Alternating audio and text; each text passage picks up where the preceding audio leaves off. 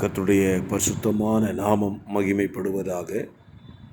ஆசீர்வாதமான ஒரு நல்ல கால வேளையையும் அனுதினம் மன்னா என்கிற வேத தியானத்தின் மூலமாய் உங்களை சந்திப்பதிலே மிக்க மகிழ்ச்சி அடைகிறேன்.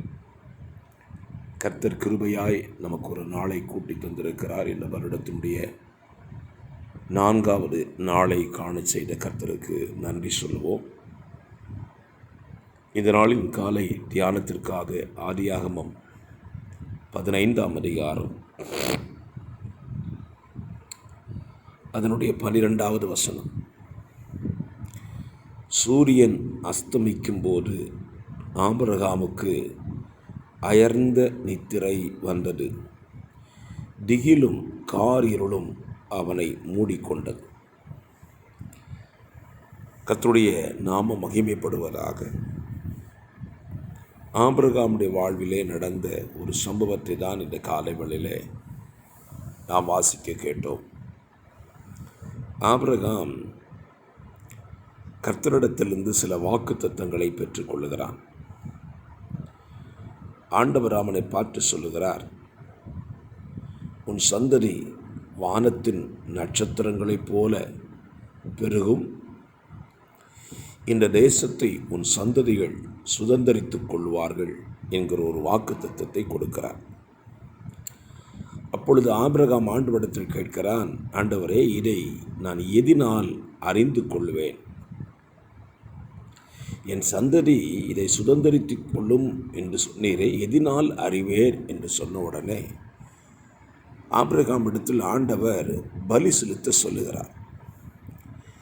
அந்த பலியை குறித்து 9ஆம் வசனத்தில் 3 வயது கிடாரியையும் 3 வயது வெள்ளாட்டையும் 3 வயது ஆட்டுக்கடாவையும் 1 காட்டுப்புறாவையும் 1 புறா குஞ்சையும் என்னிடத்தில் கொண்டு வா என்று சொல்லுகிறார். பலி செலுத்துவதற்கு ஆபிரகாமிடத்தில் தேவன் 4 காரியத்தை கொண்டு வர சொல்கிறார். 1 கிடாரி, வெள்ளாடு, ஆட்டுக்கடா, 5 காட்டுப்புறா, 1 புறா குஞ்சு.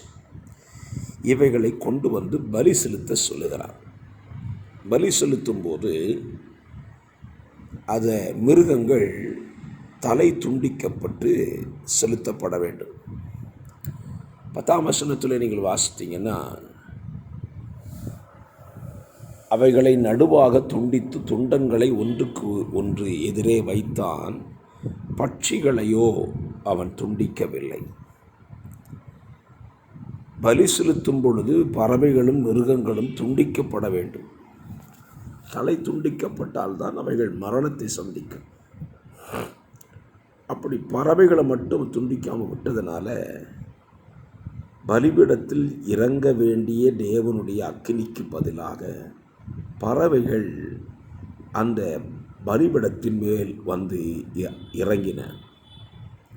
கவனியுங்கள், நம்முடைய வாழ்க்கையில் நாம் கர்த்தருக்கு பலி செலுத்தும் பொழுது தேவனிடத்திலிருந்து அக்கினி இறங்கி நம்முடைய பலியை அங்கீகரிக்க வேண்டுமே தவிர, நாம் பலி செலுத்தி கொண்டிருக்கும் பொழுது உலகத்தின் சிந்தைகள், உலகத்தில் உள்ளவைகள் நம்முடைய பலிபீடத்தின் மேல் இறங்கிவிடக்கூடாது.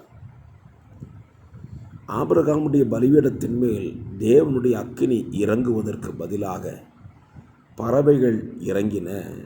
ஆபிரகாம் அவைகளை துரத்தினான் என்று எழுதப்பட்டிருக்கு. ஆகவே நம்முடைய வாழ்க்கையில் ஒன்றை புரிந்து கொள்வோம். தேவனுக்கு நாம் பலி செலுத்த வேண்டுமானால் அந்த பலியை முழுமையாய் செலுத்துவோம். அந்த பலியின் மீது தேவனுடைய அக்கினி இறங்கும்படியாக ஜெபிப்போம். பலி செலுத்தினான். அந்த நிலையின் வசனத்தில் வாசிக்கும் பொழுது, சூரியன் அஸ்தமிக்கும் போது ஆபிரகாமுக்கு அயர்ந்த நித்திரை வந்ததாம். பலி செலுத்தி இருக்கிறான், பலிபீடத்தில் அக்கினி இறங்கவில்லை, பறவைகள் இறங்கிட்டு, இப்போ அவனுக்கு தூக்கமும் வந்துட்டு. நாம் பலி செலுத்தும் பொழுது ஒன்று பலிபீடத்தில் அக்கினி இறங்க வேண்டும், 2வது நமக்கு நித்திரை வரக்கூடாது. பல நேரத்தில் தேவனுக்கு ஸ்தோத்திர பலி, துதி பலி செலுத்தும் போது தூக்கம் நமக்குடைய வாழ்க்கையில் வந்துடுது. தேவனை துதிக்கும் பொழுது தூங்கவே கூடாது. இன்றைக்கி அநேக நேரத்தில் சத்துரு நம்மை எப்படி கவித்து விடுகிறான், தூக்கத்தை கொண்டு வந்து விடுகிறான். இந்த நிலைகள் நம்ம வாழ்க்கையை விட்டு மாறட்டும். ஆபிரகாமுக்கு அயர்ந்த நித்திரை வந்த பொழுது அவனை காரிருள் திகில் மூடிக்கொண்டது. ஆகவே இந்த காலவெளியில் தேவனை துதிக்கிற தேவ பிள்ளையே, உங்கள் வாழ்க்கையில் தேவனை துதிக்கும்போது தூங்கிறாதீங்க. அப்படி தூங்கினா திகிலும் காரிருளும் நம்மை மூடிக்கொள்ளும். ஆகவே கவனத்தோடு கூட தேவனை துதிப்போம். சரியான பலி செலுத்தி கர்த்தரிடத்தில் ஆசீர்வாதத்தை பெற்றுக்கொள்வோம். பரிசுத்தமுள்ள நல்ல பிதாவே, இந்த காலவெளியை யாசிக்க தியானிக்க தந்த பகுதியின்படி எங்களுடைய பலிகள் சரியாய் செலுத்தப்பட்டு தேவனை துதிக்க எங்களுக்கு உதவி செய்யும். இயேசு இரட்சகர் நாமத்தில் தாழ்மையோடு ஜெபிக்கிறேன். ஜெபம் கேளும் நல்ல பிதாவே. ஆமேன், ஆமேன், ஆமேன்.